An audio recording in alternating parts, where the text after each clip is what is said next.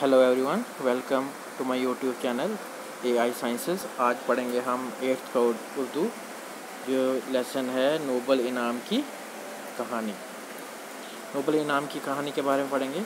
Nobel prize के बारे में आपने सुना होगा। आए इस इनाम के बारे में आपको कुछ बातें बताएं। इस इनाम के जारी करने वाले डॉक्टर अल्फ्रेड नोबल थे। ये जो नोबल इनाम है, नोबल प्राइज़ जो है, नोबल इनाम जो है, इसके जारी करने वाले कौन थे? Doctor Alfred Nobel. उन्होंने इन्हीं के नाम पे ये नोबल प्राइज़ कहलाता है। ये इनाम नोबल प्राइज़ कहलाता है। ये कौन थे? डॉक्टर अल्फ्रेड नोबल जो थे, इन्हीं के नाम पे जो है ये इनाम दिया जाता है और इसे क्या कहते हैं? नोबल प्राइज़, जो दुनिया का सबसे बड़ा अजीज़ एजाज़ है। ये दुनिया का सबसे बड़ा एजाज़, ये दुनिया का सबसे बड़ा प्राइज़ है। कौन सा? Nobel prize.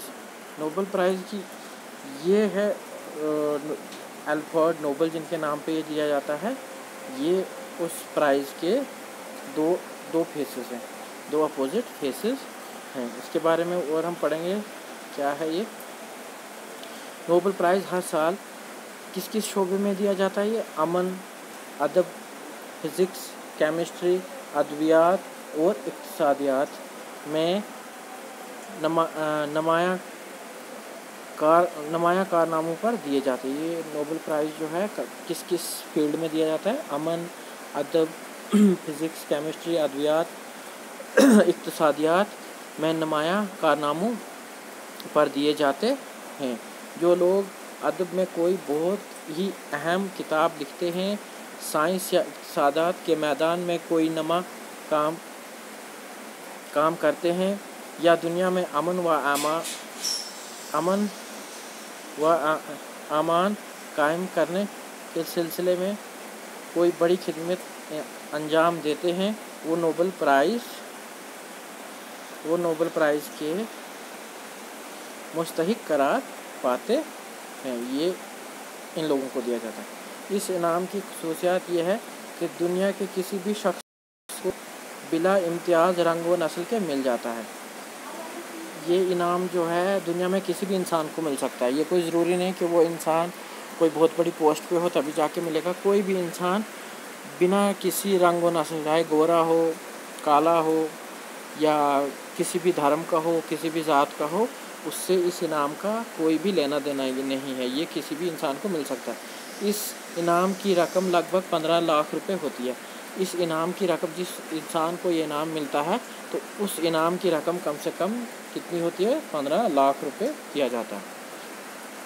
मुतअद्दिद हिंदुस्तानियों ने ये इनाम हासिल किए हैं। हिंदुस्तान की बहुत सारी शख्सियात हैं जिन्होंने ये इनाम हासिल किया है। ये है नोबल अमन मेडल की दो तरफ। ये जो नोबल प्राइज़ है, जो पीस के लिए दिया जाता है। कहीं पे कोई इंसान ऐसा काम करता है जिससे कोई जंग रुक जाती है, या पीस का कोई काम करता है, अमन का कोई काम करता है, तो ये वो वाला प्राइज़ है। ठीक है।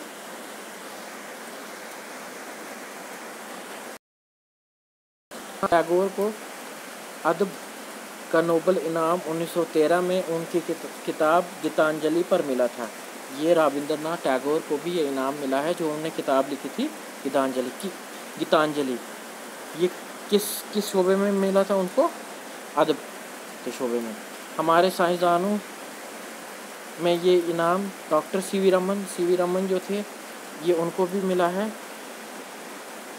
डॉक्टर सीवी रमन को फिज़िक्स में मिला था। ये डॉक्टर इनको फिज़िक्स में मिला था। इन्होंने जो है, जब आप हायर क्लासेस में जाओ तो रमन स्पेक्ट्रोस्कोपी करके जो है एक स्पेक्ट्रोस्कोपी की खोज की थी। उस बेसिस पे जो है इनको ये इनाम मिला था। इसके अलावा दो और साइंसदानों कौन है? डॉक्टर हरगोबिंद खुराना और डॉक्टर चंद्रशेखर को भी नुमाया काम करने पर ये इनाम दिया गया है। इसके अलावा दो और हैं इंसान हिंदुस्तान के, डॉक्टर हरगोबिंद खुराना और डॉक्टर चंद्रशेखर को भी ये जो है उनके काम में काम किया था, अच्छा काम किया था, जिसकी वजह से वो नोबेल प्राइज़ के हकदार हुए। ये दोनों एक अरसे से अमेरिका में रह रहे थे। ये दोनों डॉक्टर जो थे ये कहाँ रहते थे? अमेरिका में रह रहे हैं और वहीं की यूनिवर्सिटी में काम करते हैं। मदर टेरेसा का नाम आपने सुना होगा, जिन्होंने हिंदुस्तान में माजूर बच्चों और कोढ़ के मरीज़ों की खिदमत के लिए अपनी ज़िंदगी वक़्फ़ की थी, उनको भी नोबेल प्राइज़ दिया गया। मदर टेरेसा जो थी वो ऐसी शख्सियत थी कि वो गरीब बच्चों को, जो अपाहिज बच्चे हैं, जो कोढ़ के बच्चे हैं, मरीज़ हैं, उनकी खिदमत जो है अंजाम दी थी उन्होंने, और उनको भी जो है नोबेल प्राइज़ दिया गया था। 1998 में इक़्तिसादियात के शोबे में हिंदुस्तान के अमृत सेन को नोबेल इनाम दिया गया। इस इनाम पर हर साल लाखों रुपए सर्फ होते हैं। इस इनाम पे जो है हर साल लाखों रुपए जो है खर्च होते हैं। इनाम को कायम रखने वाले अल्फ्रेड, अब हम ये डॉक्टर अल्फ्रेड नोबेल के बारे में पढ़ रहे हैं। अल्फ्रेड नोबेल स्वीडन के रहने वाले थे। ये डॉक्टर अल्फ्रेड नोबेल कहाँ के रहने वाले थे? स्वीडन के। इनकी पैदाइश स्वीडन की राजधानी स्टॉकहोम में 21 अक्टूबर 1833 को हुई। 1896 में 63 साल की उम्र में इनका इंतकाल हो गया। किसका? डॉक्टर अल्फ्रेड नोबेल, जिनके नाम पे जो है ये इनाम दिया जाता है। अल्फ्रेड नोबेल के वालिद एक ताजर थे, जो अल्फ्रेड की पैदाइश के वक्त दिवालिया हो गए थे। अल्फ्रेड नोबेल जो थे उनके वालिद क्या करते थे? ताजर थे, बिजनेस करते थे। और जो अल्फ्रेड की पैदाइश, वहीं अल्फ्रेड भी पैदा हुए उनके घर में के वक्त, वो उनका भी जो है उस टाइम पे दिवालिया हो गया था, उनका भी बिजनेस जो है ख़त्म हो गया था। यूँ तो वो बहुत पढ़े लिखे और ज़हीन थे, मगर तजारत का कोई तजर्बा न होने की वजह से रही सही पूंजी से भी हाथ धो बैठे। पढ़े लिखे तो थे, लेकिन तजारत बिजनेस करने में जो उनका जो है उतना तजर्बा नहीं था, और जो बचा हुआ बिजनेस था वो भी ख़त्म हो गया। अल्फ्रेड नोबेल 9 बरस के हुए तो उनके घर वाले गरीबी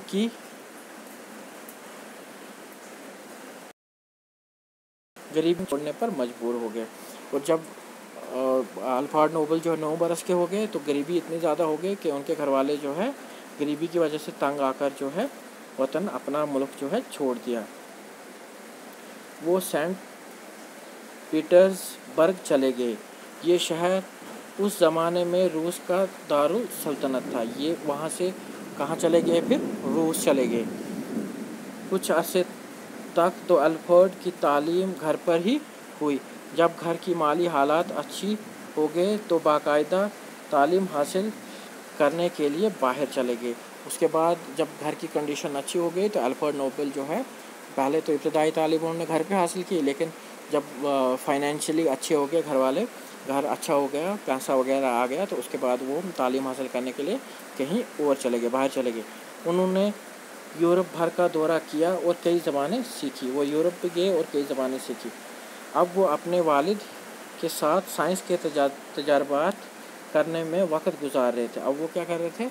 अपने वालिद फादर साहब के साथ जो है साइंस के तजर्बात जो है करने लगे, उस पर जो है वक्त गुजारने लगे। 29 साल की उम्र में जब वो इंजीनियरिंग और केमिस्ट्री में माहिर हो गए तो उन्होंने नाइट्रोग्लाइसरीन ये क्या है? नाइट्रोग्लाइसरीन दरियाफ्त की। 29 साल की उम्र में जो है उन्होंने नाइट्रोग्लाइसरीन जो है दरियाफ्त की। नाइट्रोग्लाइसरीन की मिलावट से उन्होंने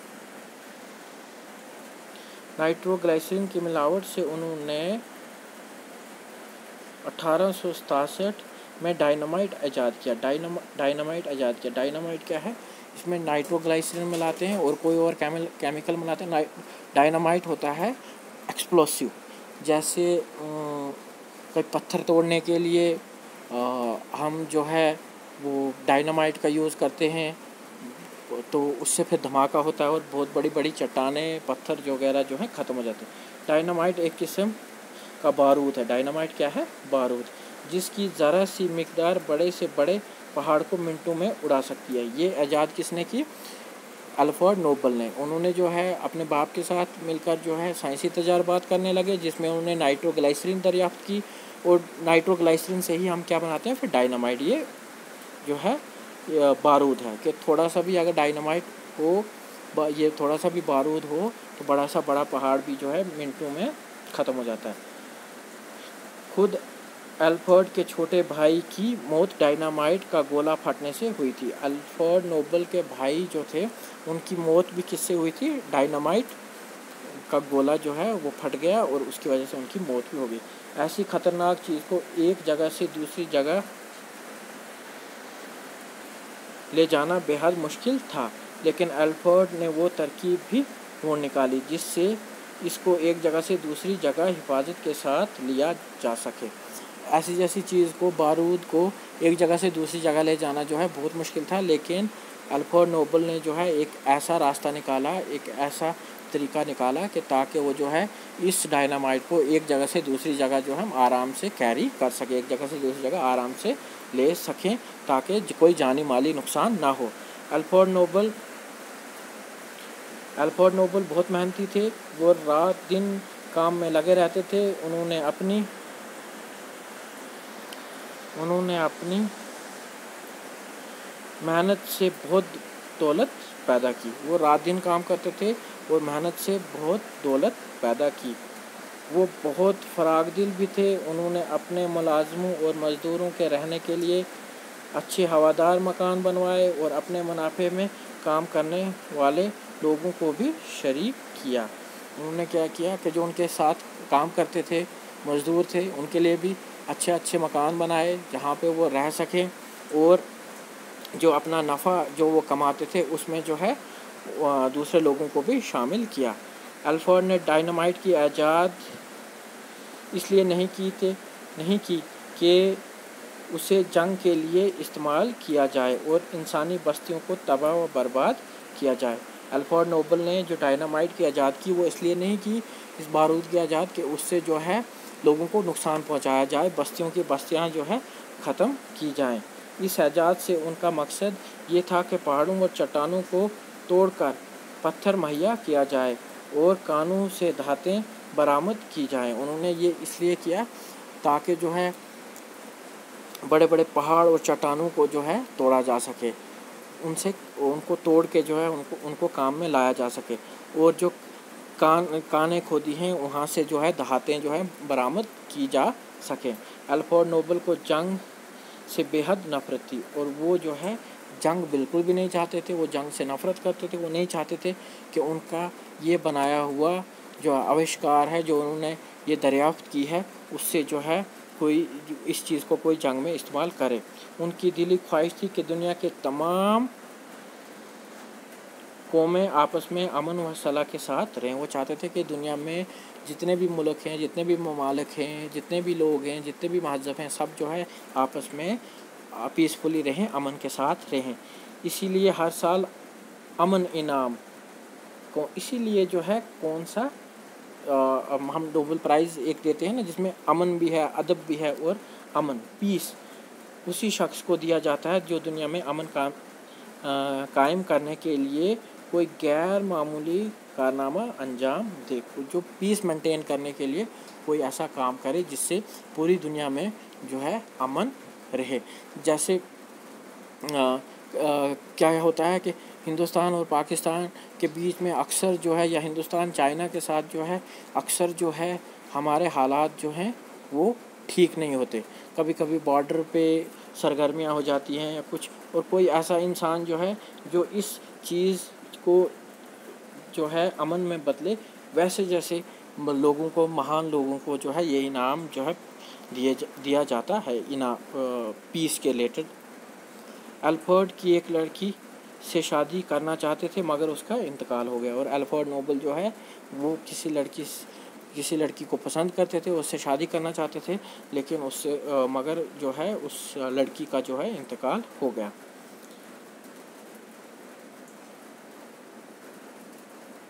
इसी सहाने के बाद उन्होंने अपनी सारी दौलत नेक कामों के लिए वक़्फ़ कर दी, और उसकी वजह से जो है उन्होंने अपनी जितनी भी दौलत कमाई थी वो सब नेक कामों के लिए जो है दे दी। उन्होंने तमाम उम्र शादी नहीं की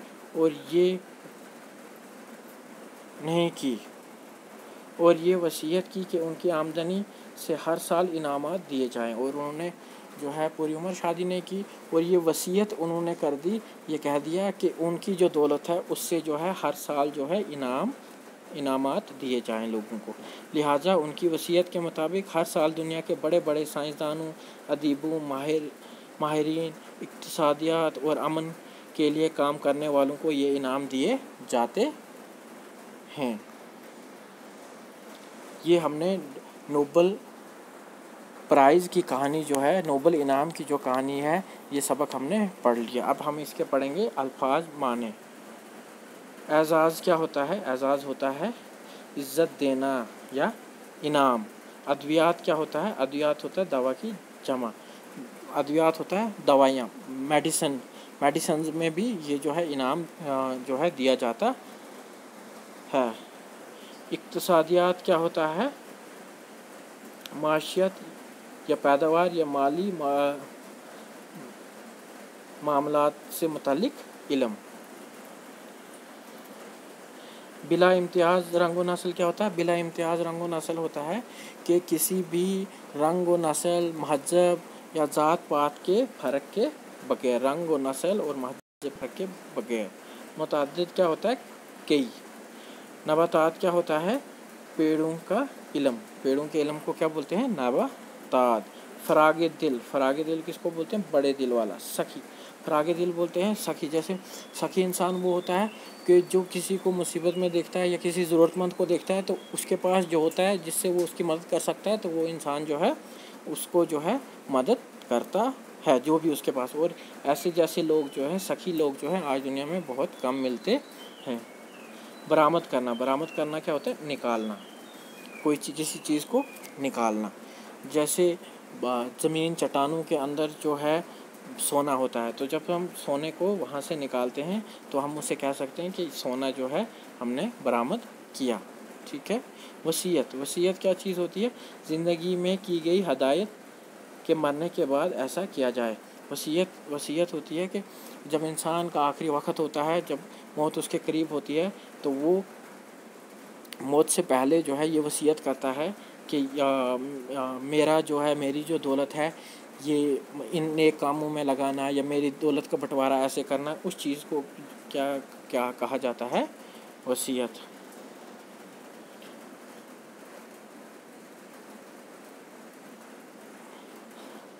थैंक्स फॉर वाचिंग। और नेक्स्ट वीडियो जो हम बनाएंगे वो बनाएंगे हम इसके क्वेश्चंस आंसर, सवालों जवाबात में जो हम इसकी वीडियो बनाएंगे। Okay, thanks. लाइक करो, अच्छा लगा तो लाइक करो, अच्छा नहीं लगा तो डिसलाइक करो, और जो है सब्सक्राइब करो चैनल को। हम आगे आपको और भी ज़्यादा वीडियोस देंगे, हर किसी की, चाहे साइंस के रिलेटेड हो, प्राइमरी स्टैंडर्ड की, मिडिल स्टैंडर्ड की, या 11th-12th साइंस की हो, स्पेशली केमिस्ट्री की वीडियोस, ग्रेजुएशन लेवल में केमिस्ट्री की वीडियोस, इवन पीजी लेवल्स की केमिस्ट्री की वीडियोस, या उसके अलावा जो नेट सेट गेट के एग्ज़ाम होते हैं, नीट के, IIT JEE के जो भी एग्ज़ाम होते हैं, या किसी और